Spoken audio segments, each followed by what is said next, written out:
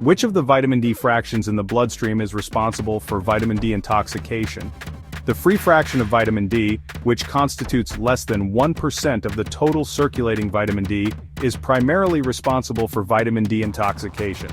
The free form of vitamin D is biologically active and readily available to bind to the vitamin D receptor, VDR, in target tissues. It can exert physiological effects such as calcium absorption and regulation of gene expression. In cases of vitamin D intoxication, usually caused by excessive uncontrolled self-supplementation, the levels of free vitamin D can increase disproportionately due to exceeding the saturation of vitamin D binding protein, VDBP, and albumin binding capacity. Elevated free vitamin D can lead to excessive activation of VDRs, causing hypercalcemia, hypercalciuria, and tissue calcification.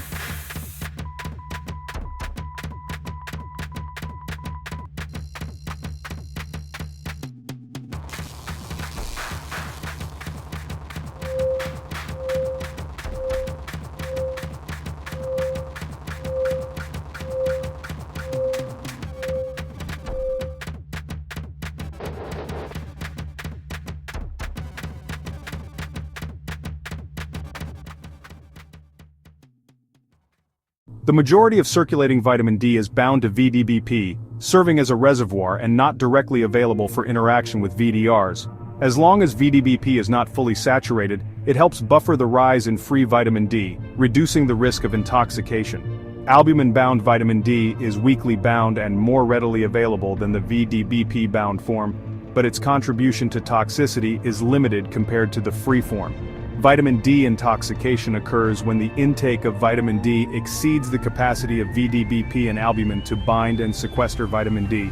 This results in a sharp rise in the free vitamin D fraction, which is responsible for toxic effects. Free vitamin D is the culprit in intoxication.